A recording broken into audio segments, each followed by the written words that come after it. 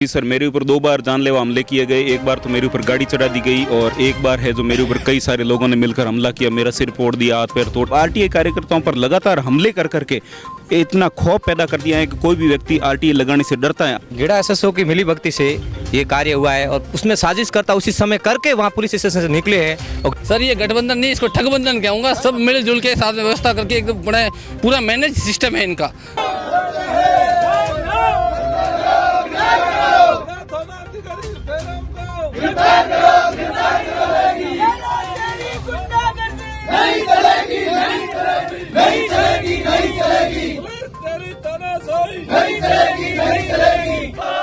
राज्य सरकार की नीतियों, पुलिस प्रशासन के रवैये और आरटीआई कार्यकर्ताओं की सुरक्षा के सवाल खड़े होने के बाद आज सारे आरटीआई एक्टिविस्ट यहां पर एकत्रित हुए और यहां पर पुतला फूंका गया है मुख्यमंत्री अशोक गहलोत का।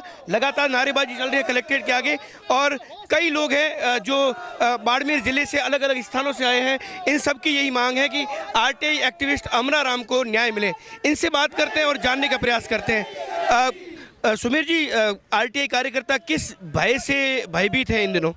सर ऐसा है कि राजस्थान में आरटीआई कार्यकर्ताओं पर बार बार लगातार हमले हो रहे हैं। जैसा कि आपको सबको पता है कि अमरा राम गोदारा जो गिडा का रहने वाला है, कुंपलिया का रहने वाला है, उसके ऊपर कुछ दिन पूर्व कुछ लोगों ने उसका अपहरण करके उसके साथ इतने बुरे तरीके से मारपीट की गई कि उसके पैरों में कीलें ठोक दी गई। पैर को इतना मतलब हथौड़े से वगैरह मार मार के उसके पैर के हड्डियों का चूरमा कर दिया गया। पुलिस को ये सब पता था और उसके पेट पर लातें मारी गई, उसके गुप्तांग क्षतिग्रस्त कर दिए गए, उसकी पीठ चीर दी गई। पुलिस को ये सब पता होने के बावजूद भी पुलिस ने कुछ नहीं किया। अमरा राम ने पुलिस को इन्फॉर्मेशन दी लेकिन पुलिस ने कोई कार्रवाई नहीं की और अभी भी पुलिस ने केवल 4 लोगों को गिरफ्तार किया है। वो मुख्य मुलजिम नहीं है, मुख्य साजिशकर्ता वो नहीं है। और यहाँ के जो स्थानीय नेता हैं, कुछ लोग हैं, वो उनको क्रिमिनल लोगों को बचाने की साजिश में लगे हुए हैं। हमने एसपी साहब से भी बात की, उन्होंने कहा हम कार्रवाई करेंगे, लेकिन अभी तक कोई कार्रवाई नहीं हुई है। अभी कुछ दिन पहले 1.5 साल पहले एक जगदीश नामक गोलिया एक आरटीआई कार्यकर्ता था, उसको पुलिस ने हिरासत में लिया और हिरासत में उसकी हत्या कर दी पचपदरा पुलिस थाने में। तो पूरे राजस्थान में आप भी काफी प्रताड़ित रहे आरटीआई कार्यकर्ता? जी सर, मेरे ऊपर 2 बार जानलेवा हमले किए गए। एक बार तो मेरे ऊपर गाड़ी चढ़ा दी गई और एक बार है जो मेरे ऊपर कई सारे लोगों ने मिलकर हमला किया, मेरा सिर फोड़ दिया, हाथ पैर तोड़ दिए। कई सारे आरटीआई यही हालात रहे तो आरटीआई जिसका उपयोग भ्रष्टाचार के खिलाफ एक लड़ाई के रूप में, हथियार के रूप में किया जाता है, ऐसे अगर मारा पीटा गया तो कौन आवाज़ उठाएगा फिर?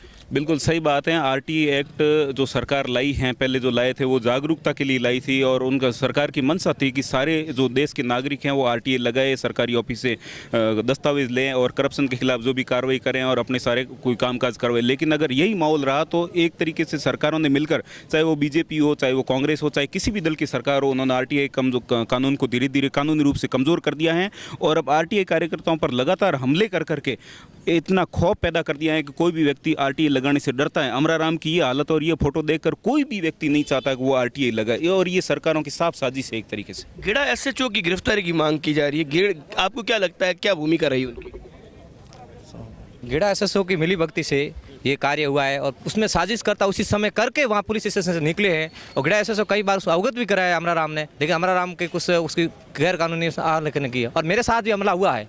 ऐसा नहीं मेरे साथ जैसलमेर जिले में हमला हुआ है, लेकिन मेरे को साथ सरपंचों ने मिलकर किया, लेकिन यही हमला अमरा राम के साथ हुआ है। अमरा राम को मारने की साजिश थी। गिड़ा सरपंच और पूर्व सरपंच, वर्तमान सरपंच दारू ठेके की शिकायत थी, गलत नहीं किया था कार्य, सही के आरटीआई को मारने की कोशिश कर रहे हैं। अच्छा, एक चीज़ ये बताइए कि आपको क्या लगता है कि अब आपकी क्या मांग है जिनके ऊपर विचार सरकार को, पुलिस को करना पड़ेगा?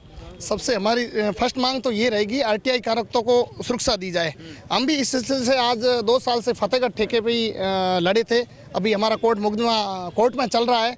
हमारे भी जानलेवा हमला हुआ था, ठीक है, लेकिन हमारा अच्छा, एक चीज़ और बताइए कि आरटीआई 2005 में कांग्रेस की सरकार लाई थी, आज कांग्रेस के मुख्यमंत्री के पुतले फूंकने पड़ रहे हैं, क्या कहेंगे इसे? सर इसमें जो भ्रष्टाचार का पूरा इन्होंने अपना खुला नंगा नाच नाच रहे हैं यहाँ पे। जो भी आरटीआई करता, कोई आरटीआई लगाता है तो उस मामले के अंदर उनके ऊपर हमले हो जाते हैं और मामले को इस तरीके से दबाया जाता है कि लोग प्रताड़ित होकर ये चीज़ करना छोड़ दें।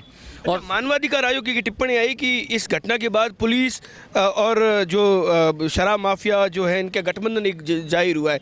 इस टिप्पणी के बाद क्या मैसेज गया है? सर ये गठबंधन नहीं, इसको ठगबंधन कहूँगा। सब मिलजुल के साथ में व्यवस्था करके एकदम बड़ा पूरा मैनेज सिस्टम है इनका।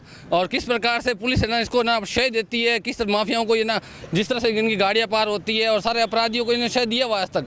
और जब इन्हें लगता है प्रेशर आता है तो छोटी मोटी कार्रवाई करके और जो शिकायत करता है उनका नाम भी उजागर कर देते हैं और बाद में माफिया लोग उनको पकड़ के मारपीट करना और 2-3 तो हत्या की संभावना हो चुकी है यहाँ पे।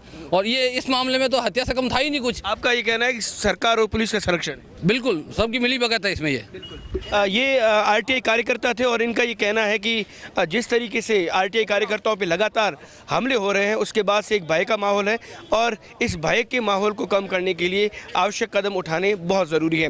कैमरा पर्सन जसराज के साथ दुर्ग सिंह राजपुरोहित, द बाड़मेर टाइम्स।